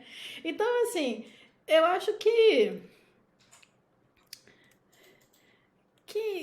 é isso, né? É uma leitura que tem um potencial, mas não tem que ser Bíblia, não tem que ser dogma, porque ele foi contra tudo isso, né? Ele foi da linha de um racionalismo ativo contra Descartes, contra Bergson, contra Sartre, né? Ele criticou todos esses autores com muita força. Então, eu acho que é isso, é um pensamento aberto. Para mim, e o que fica mesmo para mim é a potência do imaginário em todas as aplicações que isso pode se dar, né? Desde a criação ou a mudança de uma realidade urbana. E, por exemplo, eu escrevi naquele artigo que eu falei, né, do espaço e a flor azul do imaginário, o Bachelard, ele se lamenta na poética do espaço, acho que isso está agora eu não lembro se é no capítulo 2 ou se está no capítulo 1. Ele se lamenta de que em Paris ele não sonha bem, ele não porque lá o apartamento não é a casa, mesma crítica, não tem o sótão, não tem o porão, não tem nada. Mas eu desconstruo aquilo lá, eu falo assim, é lá que ele está sonhando, é lá que está a Torre de Livros, é lá que ele escreveu toda essa obra do imaginário enquanto professor da Sorbonne. Foi lá que ele sonhou, entendeu? Mas tinha um desejo dele, uma nostalgia da Champagne, uma nostalgia, né, de Borgonha, uma nostalgia dessa infância que sempre acompanha ele, né? Ele nunca se desvencilhou da infância. E para um filósofo, para um poeta, para um criador, é bom mesmo nunca se desfazer da infância. O dia que você soltar a mão da criança que você tem em você deixa, né, de voar. Então, eu acho que isso é muito importante, isso também é uma lição que ele deixa, né? E aí, ele resmunga, né? Mas eu vou lá e desconstruo. Não é assim, né? Foi aqui que ele se deparou com os poetas, ele viu a casa dele lá, né? Livro até o teto. A torre de livros que ele amava estava lá, ali, né? Ele foi um estudioso e aquele espaço caiu para ele como uma luva. O que é a solidão feliz que ele tanto fala? A solidão feliz é essa do leitor engajado, né? Quando você está lendo e aquilo empolga e você quer mais e pesquisa. Então, era isso, ele tinha uma solidão feliz. E esse era o apartamento dele, ele viveu até o fim da vida no apartamento, ele teve uma filha, Suzanne Bachelard, a esposa morreu precocemente, pelo que eu entendi da biografia, e ele teve essa vida, né? Lá em Paris, de vez em quando voltava, né, para a casa da Champagne, Dijon, por exemplo, que ele também lecionou em Dijon, mas foi lá que ele escreveu toda essa obra, né? Ganhou o prêmio literário, enfim. Será que eu respondi? Faltou alguma coisa? Bem, se faltou, eles podem contar novamente. Humberto, só antes de você falar, a gente tinha o Gilvan e a Adriana. Obrigada, Guilherme. E aí você faz um novo bloco com vocês três, pode ser? Gilvan, Adriana e Humberto? Então, vamos lá. Gilvan, Adriana.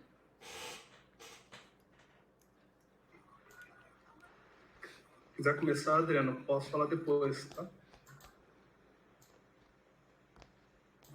Pode começar, Gilvan, por favor. Então tá bom.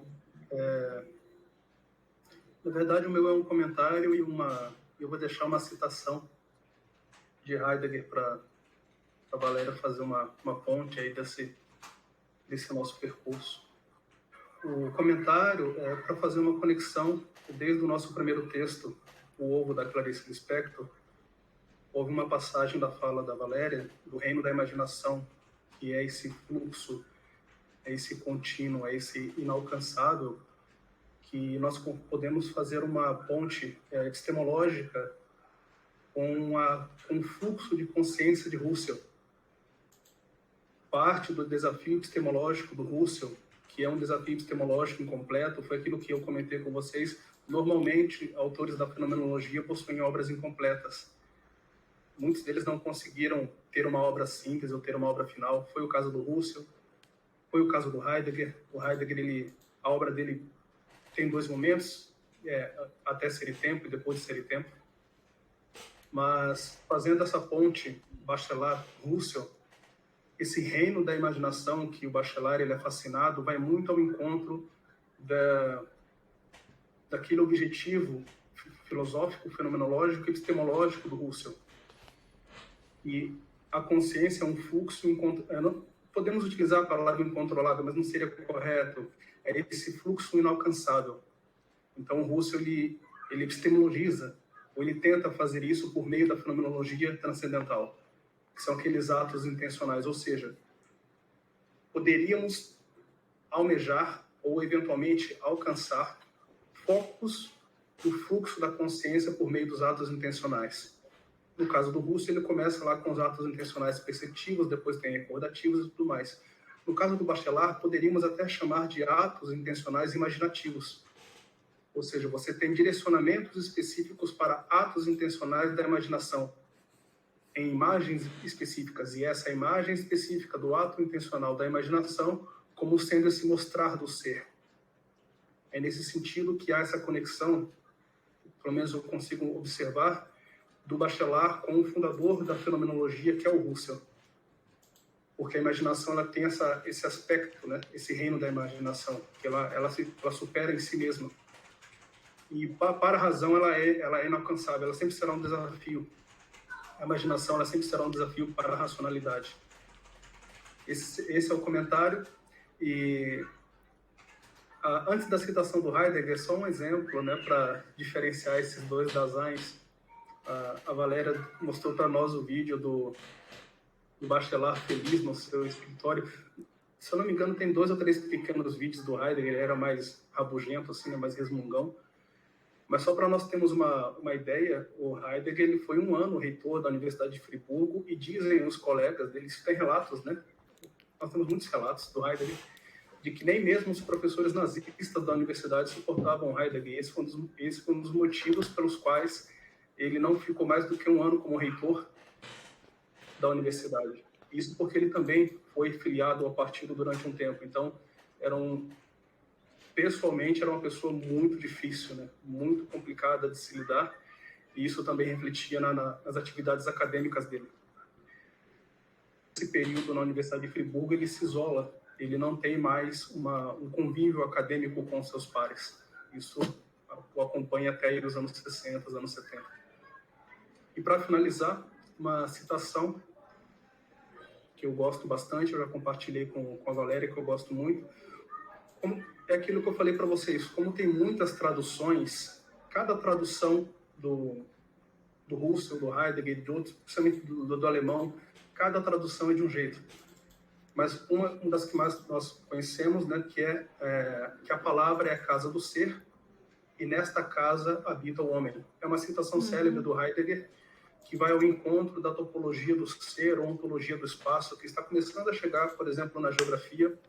Tem algumas obras muito boas, do Jeff Malpass, por exemplo, ou da Lígia Saramago, que tratam disso, que seria Nós já trabalhamos com geograficidade, nós já trabalhamos com a topofilia, seria um passo adiante de aprofundar ainda mais nessa relação entre habitação, linguagem e espacialidade. E eu vou deixar aqui a citação, então, do Heidegger, para depois a Valéria eventualmente fazer algum comentário, alguma ponte, pensando agora Bachelard e Heidegger como dois Daseins, né? E uma sugestão que essa citação, novamente, ela tem diferentes traduções. Ela deu origem a um trabalho que eu gosto muito, que é da Conceição Neves Gmeiner, ou Gmeiner, não sei pronunciar, sobre a linguagem na leitura de Martin Heidegger. Eu gosto bastante, vou até colocar aqui para vocês. Essa citação do Heidegger deu origem a esse trabalho dela, se não me engano foi um mestrado, que se tornou um livro. Eu gosto bastante, eu vou deixar aqui para vocês também. Quem quiser se aprofundar nessa correlação, aí fica essa sugestão, tá bom? Era isso, então agradeço imensamente a rede, a Valéria, e são esses meus comentários finais, a citação do Heidegger para fazer essa ponte entre os dois. Gratidão a todos. Muito obrigada, Gilvan. Gilvan, a gente é que agradece. Nossa, quanta riqueza aqui essa citação, né? Bom, quero te agradecer, Valéria, excelente a sua apresentação, me tocou muito. E, assim, depois que Humberto e Júlio falaram, pareceu tão óbvio, né? Essa leitura mais psicanalítica da abordagem do Bachelard. E rapidamente aqui me fez pensar um sonho que eu tenho repetidamente. Já sonhei esse mesmo sonho várias vezes, tanto nesse apartamento que eu moro hoje, quanto um outro anterior que eu morava, bem menor. Nesse sonho, eu abro uma porta no fundo do corredor, me deparo com uma porta no fundo do corredor que eu nunca havia percebido. E quando eu abro essa porta, eu chego a um espaço da casa em que eu não visito. É um espaço cheio de móveis antigos, às vezes empoeirados, às vezes com teias de aranha. E às vezes são espaços um pouco escuros, outras vezes são espaços muito luminosos e arejados, bem amplos. E eu me surpreendo de ter uma parte da casa que eu não conhecia e que eu não uso, né? Esse sonho, vira e mexe, eu tenho o mesmo sonho, ele é igualzinho, com essas variações que eu contei. E aí, por que eu falei do sonho, né? Porque me pareceu tão óbvio essa leitura, essa interpretação que a gente deve fazer das leituras. E não é a primeira vez que você fala que para você existe um imaginário de geógrafo em Bachelard, né? Nós não estamos aqui somente entre geógrafos, mas eu acredito que conceitos de espaço, paisagem, são caros para todos nós. E aí o que eu queria te pedir, né? Não é nenhuma questão exatamente, mas se você puder falar um pouquinho para nós, se a partir dessa ideia, desse imaginário geógrafo em Bachelard,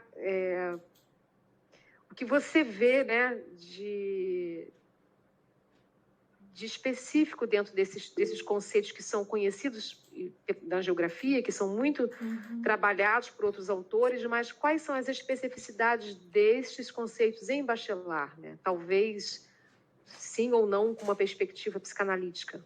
É isso. Não, tá joia. Mais alguma pergunta? Humberto, agora eu passo a palavra para o Humberto.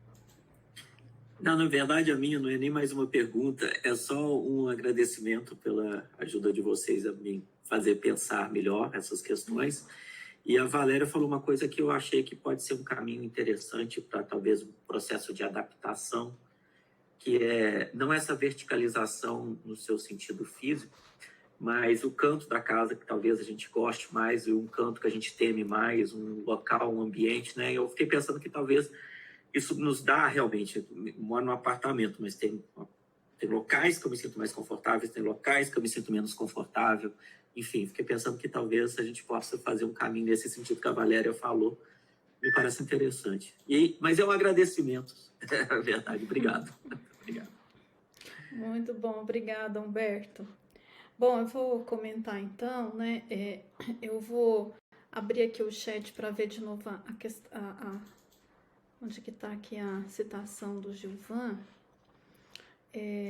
Bom, primeiro começar com as questões do Gilvan, né? Onde ele coloca essa conexão, né? Entre Bachelard e Heidegger a partir da imagem, da imaginação. Conexão tem, porque o Minkovinsky lia o Husserl, né? Era um leitor do Husserl. Muitas coisas do espaço estavam presentes lá no Le Temps Vécu, que é até um livro que eu consegui em francês. Em cosmologia eu não consegui, está esgotado, é muito difícil. Eu consegui um contato com ele na Biblioteca Nova de Lisboa, mas lá em Portugal não se deixa xerocar. Eu fotografei o que deu, mas fotografar um livro inteiro na biblioteca é complicado. Então, tem conexão, né? Tem muita conexão. E eu penso que há um problema difícil, né, ainda instalado para a gente entender. Eu acho até que o Bachelard resolve um pouco isso, mas, por exemplo, entender essa percepção da realidade, né? Principalmente quando ele está falando dos elementos da matéria, que ele fala os elementos que toca com as mãos, ou seja, existe uma percepção, mas depois aquilo a preocupação com aquilo é como que aquilo aparece na consciência. E aquilo que aparece na consciência não é mais a areia que você pegou do rio, é uma outra coisa, é a imagem ontológica, né? Então, assim, essa é uma questão que assim, é difícil de explicar. Eu acho que existe um caminho de abordagem extremamente amplo nesse sentido, que a gente pode estar explorando, mas entender que ela não é cópia da percepção. E aí ele faz questão disso. E essa preocupação já estava no Husserl também, né? Quando a gente lê, essa preocupação já estava no Husserl, que a árvore percebida não é a árvore da consciência, só que ele coloca algo intermediário que é uma representação, é a árvore percebida, a árvore da representação e a árvore ontológica, né? Que brota na consciência. Então, por exemplo, e que a gente denomina, né? Por exemplo, por que a gente sabe que a árvore é a árvore? Nós demos nome para ela de árvore, ela não se reconhece como árvore. Então, eu acho que passa pela questão da linguagem também, passa muito bem, né? Eu acho que tem que estudar bem esses filósofos principais da filologia para poder tirar um fio mais tranquilo de abordagem, mas talvez não um resultado absoluto, né? Eu acho que talvez isso não esteja pronto. Eu gosto muito dessa ideia, né, de que a palavra é a casa do ser, que de uma certa forma também está presente no Bachelard, com outras palavras. E, por exemplo, um dos livros do Heidegger que eu mais gostei foi o A Caminho da Linguagem. E essa frase tem muitas vezes na Caminho da Linguagem, né? A Caminho da Linguagem aparece reiteradamente a palavra é a casa do ser, né? Acho que mais de 3 vezes aparece essa menção. Então, eu acho que isso é interessante. Por exemplo, no Bachelard, a consciência intencional também está presente. E ela se chama devaneio. Quando ele fala do devaneio, ele fala de uma consciência intencional. Porque, veja bem, ele nega o sonho dormindo, né? Esse sonho onírico dormindo, o onírico para ele, muitas vezes também é sinônimo de devaneio. Porque o devaneio é o sonho acordado, é o sonho consciente. As imagens que chegam à consciência consciente. Né? E ele vai abordar isso em vários livros, em várias obras. Então, isso é bem interessante. Né, a palavra não só funda o mundo, mas é do ser e guarda silente a clareira do dá, sobre a essência da linguagem, a metafísica da linguagem, a vigência da palavra, né?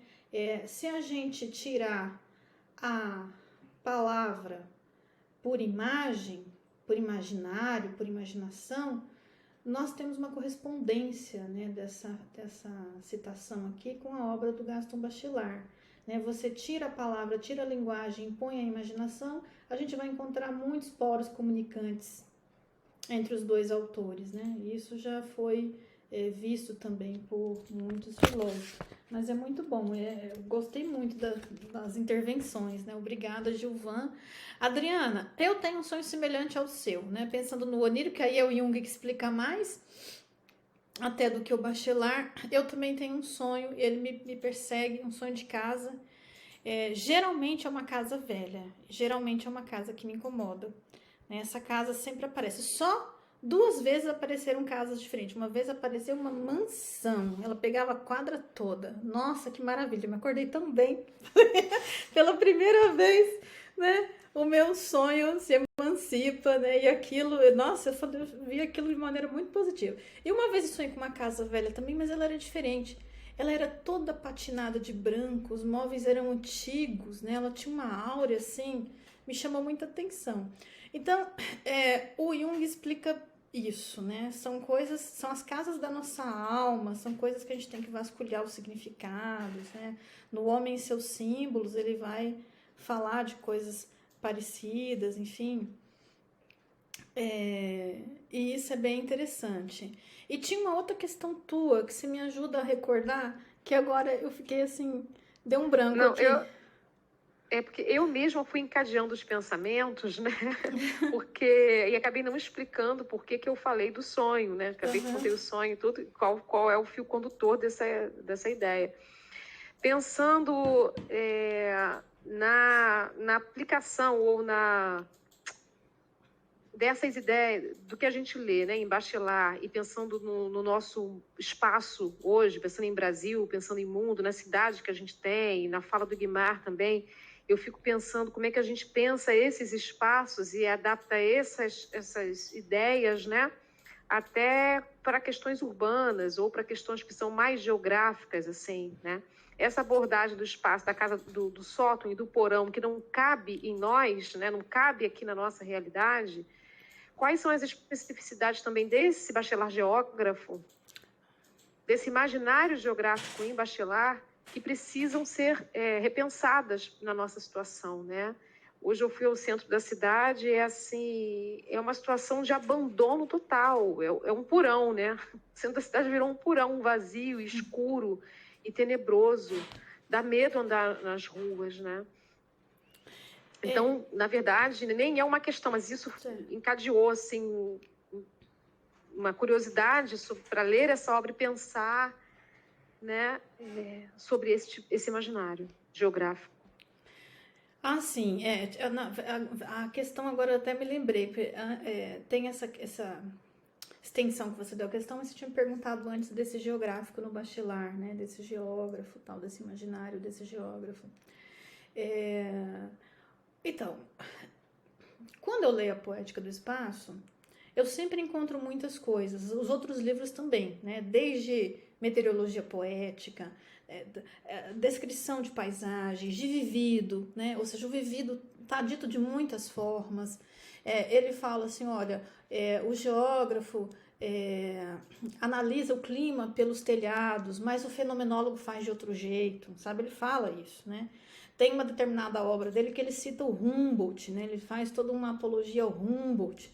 Então, existe um imaginário do geógrafo, né, que a gente tem que colher, e existe muito. Para mim, o espaço ali pulula. Agora, é interessante entender que de uma maneira mais ampla, né, porque a leitura do Bachelard nem sempre é fácil, né, requer esforço, às vezes requer iniciação, requer uma série de coisas, né, um tempo também que às vezes a gente não dispõe na academia hoje, muito burocratizada, e coisa que não era, porque ele estudava, ele verdadeiramente estudava, né, é um modelo. Mas, por exemplo, o Bachelard, ele foi um crítico da modernidade. Ele foi um crítico, só que essa crítica, assim, é uma crítica poética também, né? Ele foi um crítico da modernidade, ele foi um crítico do racionalismo descartiano. Tem muitas outras coisas, por exemplo, que eu ainda não acessei, porque eu não fiz o estudo sistemático da obra de Urna. Muitos filósofos falam da importância, mesmo da diferença, da importância de ler as duas obras, né? Para ver esses vasos comunicantes que ela tem, porque para alguns, mesmo sendo materiais diferentes, focos diferentes, o Bachelard, ele é o mesmo no humor, ele é o mesmo, né? E o pouco que eu li da obra de Urna, eu reconheço esse mesmo Bachelard também, né? E lá também tem muitas críticas, tem muita coisa, só que assim, são críticas que estão num outro plano do que a gente está acostumado a ver, né? Então, assim, fazer o aproveitamento, a conexão dessa crítica requer esse atravessamento da obra, né? Esse habitar da obra, mas eu acredito que seja possível, né? Por isso que eu fiz um esforço de fazer como que se diz? Acho que é uma espécie de paralelo, né? Talvez um outro nome fosse melhor aqui, entre o Benjamin, que é considerado um crítico, e o Bachelard. Mostrar que eles não estavam tão distantes assim, né, naquele texto. Que existem muitas coisas que são compartilhadas ali. Quando ele critica muito essa cidade moderna. Ele critica cidade de apartamentos, né? Ou seja, ele era, assim, segundo a biografia, categórico, né? Ele ia para Sorbonne, saía do apartamento, voltava, não andava pela cidade, não flanava, né? O flanar dele estava nos livros. A questão dele era a leitura, né? Ele se refugiava nesse mundo de leitura também. A cidade não o agradava, né? E ele é crítico disso. Só que é uma crítica, assim, que vem numa outra tonalidade, né? Num outro ritmo. Então, eu acho que tem tudo isso, assim, né? Tem muita coisa, eu acho que tem muita coisa. E é aquela questão do ler e reler mesmo. Cada vez que eu releio uma parte, vejo coisas diferentes que tinha visto antes, né? Então, assim, é um processo. Mas eu acho que dá para colher, dá para poder trazer, né, algumas visões. E, claro, sempre, às vezes, precisa fazer mesmo essa adequação, né? A coisa, às vezes, não é desses líderes. Algumas coisas se encaixam, né, no plano teórico, mas, às vezes, no plano da observação mais empírica, você faz o ajuste, faz a adequação, né, daquilo que seria mais pertinente para a nossa realidade, né, para aquilo que a gente vive, né? Então, é muito isso. Agora, o que eu vejo, assim, que eu acho que é importante, por exemplo, para esse segmento, né, de estudo da geografia e literatura, é uma trilha muito bem sedimentada possível, né? Ou seja, existe um método, existe um caminho ali, e existe uma espacialidade, né? Então, não só trabalhar com o imaginário, mas a geografia e a literatura, eu acho que pode encontrar, assim, uma possibilidade de abordagem teórica, analítica, plenamente consolidada dentro, né, dessa obra. E agradeço muito, Adriana, tuas observações, viu? Demais mesmo. Eu que agradeço, Valéria.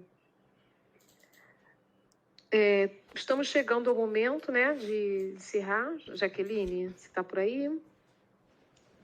Oi, tô aqui sim.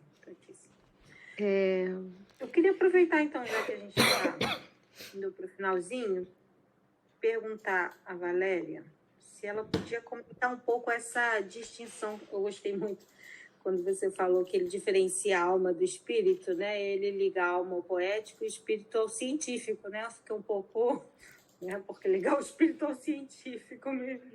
Se você pudesse comentar um pouco sobre isso. Ah, sim. Ele vai muito na língua alemã, né, para falar disso. Ele fala um pouco disso na poética do espaço, ele se detém bastante nisso na poética do devaneio, porque o espírito, no sentido da filosofia, né, esse espírito como força de pensamento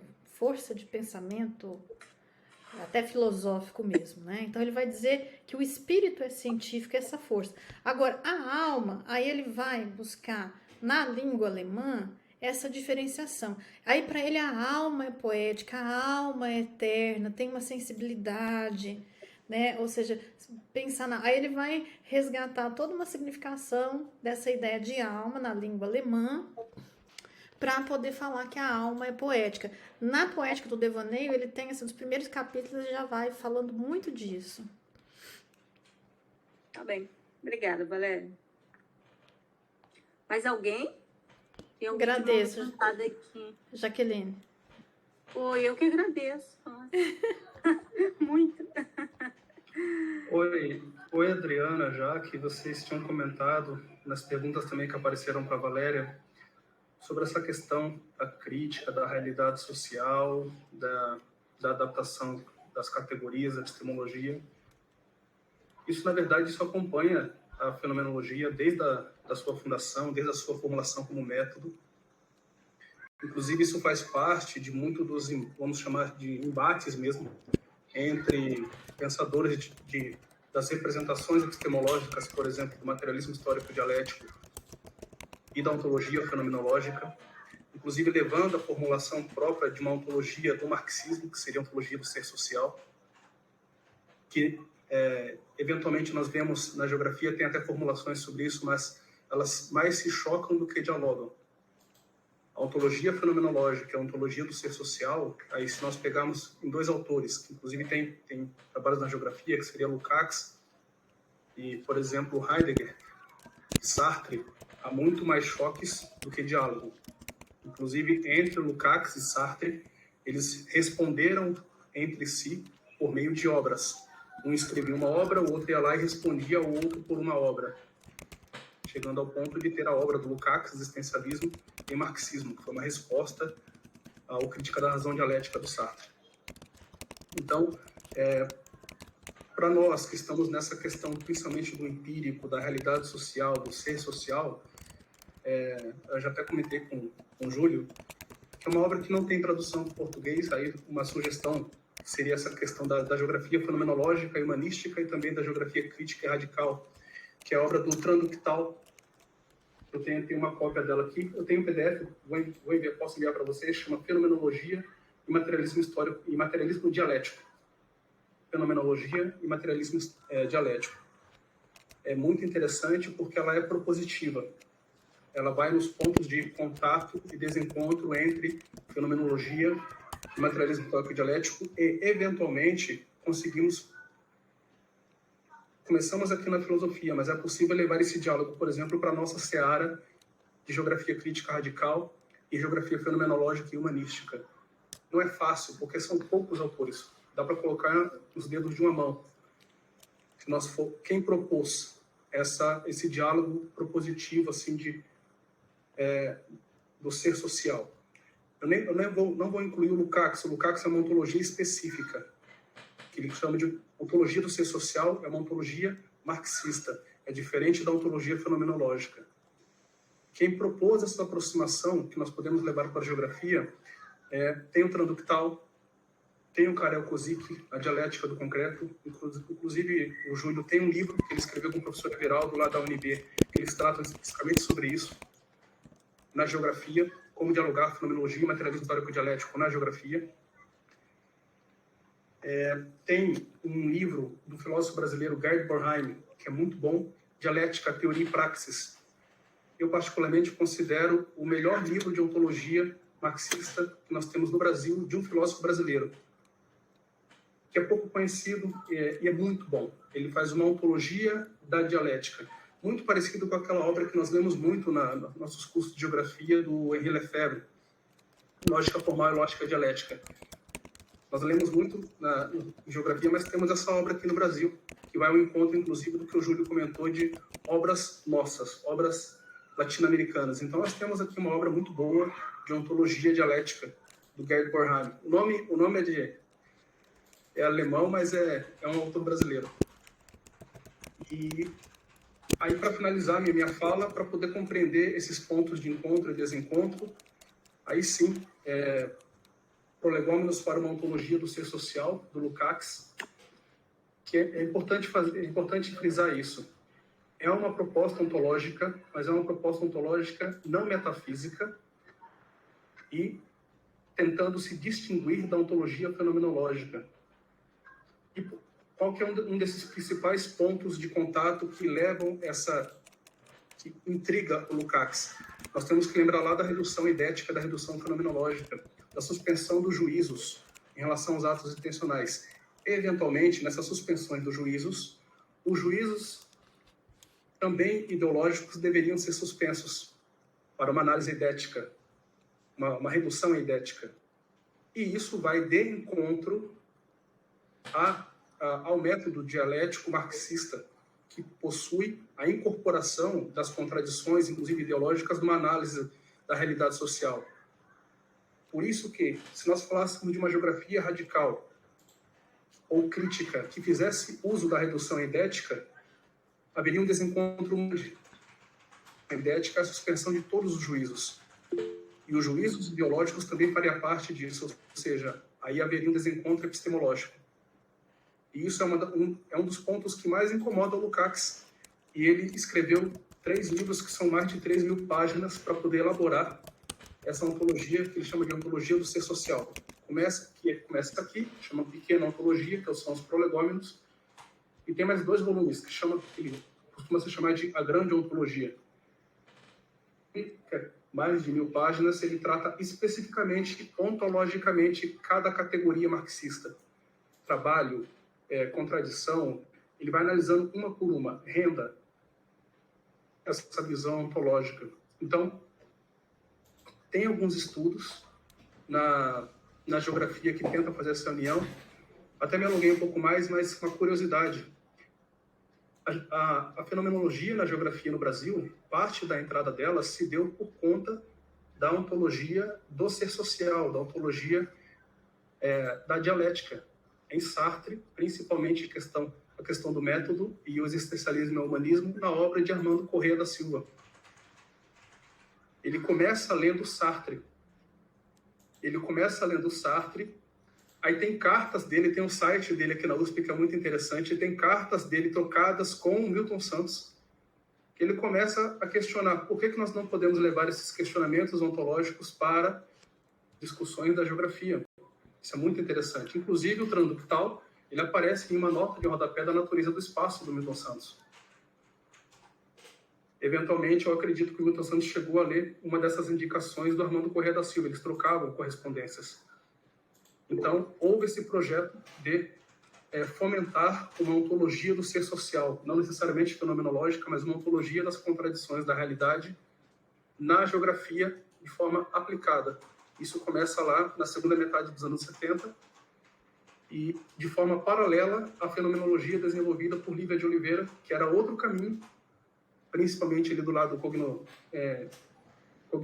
da cognição, do aprendizado, muito influenciado aí pelas traduções de Foutuan e também por Merleau-Ponty. Eventualmente, nos anos 90, eles se encontram por meio dos orientandos, dos orientados. É uma união muito bonita na geografia brasileira, mas aí ficam essas curiosidades. Então, só para diferenciar e que, sim, esse diálogo existe, ele não é fácil, principalmente entre materialismo histórico dialético e ontologia fenomenológica, mas ele já foi tentado tanto na filosofia como na geografia, e também na geografia brasileira, pelo menos aí de forma pioneira desde o final dos anos 70, por Armando Corrêa da Silva. Agora vem voltando nos anos 2000 e é um desafio muito, muito interessante para nós, particularmente da geografia, que estamos em contato, vamos colocar assim, carne viva, né, com a realidade social. Então é isso.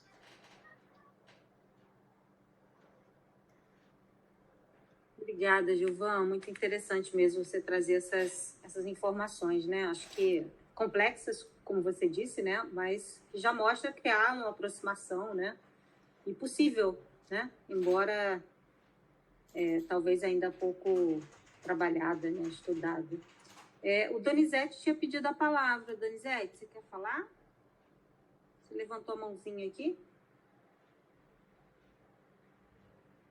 Foi um erro tecnológico. Tá bom, então. Só estou na admiração. Tá bom, obrigada, Donizete.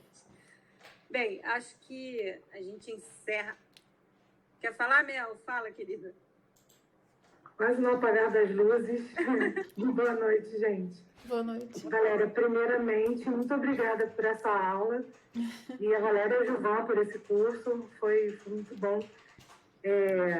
Realmente, assim, eu sou uma das que precisa de iniciações para aprender muito do que vocês trouxeram. Mas... Estou inscrita na turma também, Mel. Então, mas, assim, foi um aprendizado que começou, com certeza, para mim, vocês deram um pontapé inicial muito importante. É muito rápido, assim, o que eu queria colocar, porque agora, exatamente por ser, né, esse processo, eu me lembrei, quando, na minha sessão de mestrado, que já faz bastante tempo, mas uma das fontes que eu utilizei, né, e que achei muito interessante, o Marc Brousseau, ele falava, né, ele propunha um método de fazer interagir a geografia e a literatura. Ele falava, né, sem que um desmerecesse o outro, né? Então, só para dizer, eu penso que quando a Adriana trouxe a proposta, né, de como, a partir do bacharel, trabalhar na geografia, eu pensei nisso. Eu acho que é um caminho, eu não sei, obviamente, qual, né, assim, porque já tinha lido algumas coisas do bacharel, li mais um pouco agora, ao longo desse curso, mas é um manancial mesmo. Mas ele pode ser um desses caminhos para fazer essa interação, essa mediação entre a geografia e a literatura, de maneira que,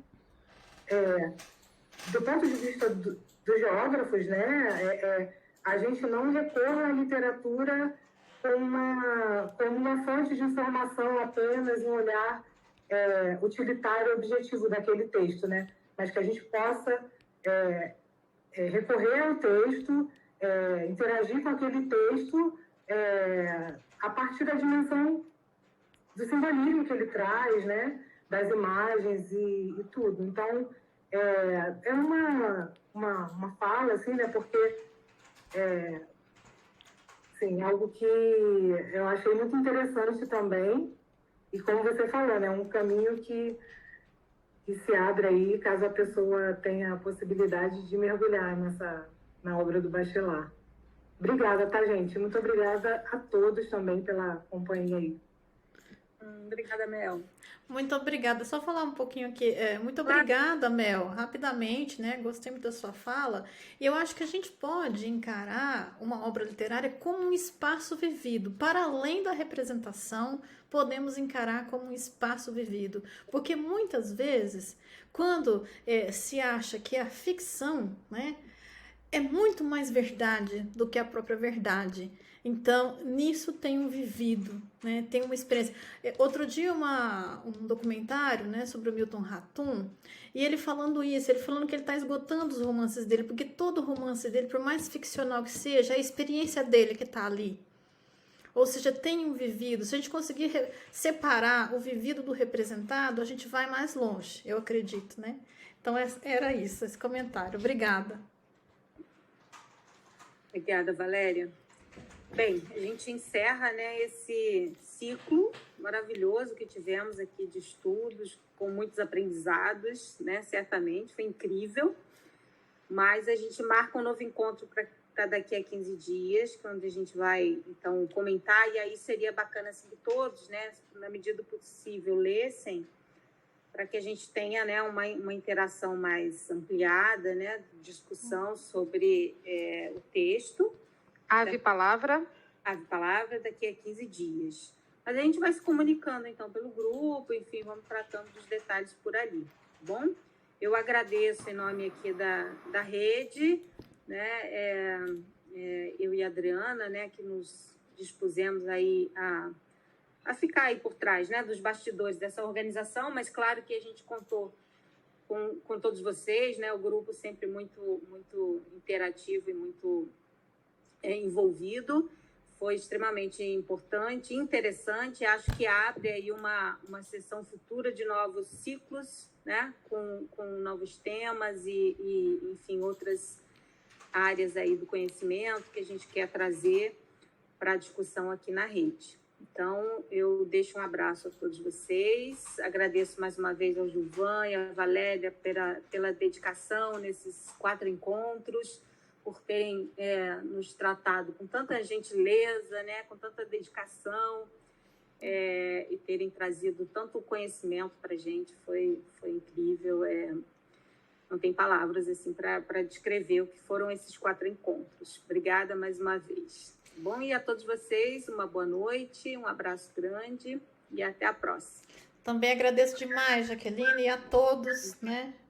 Júlio, Gilvan, Mel, todos que estão aqui, Humberto, Maria Mota, Donizete, Damiana, Adriana, todos vocês, todos que estiveram, também já tiveram que sair. Gratidão. Até a próxima. Muito obrigada, gente. Obrigado a todos. Tchau. Foi ótimo. Obrigada. Tchau, obrigada. Tchau, tchau. Boa noite. Boa noite.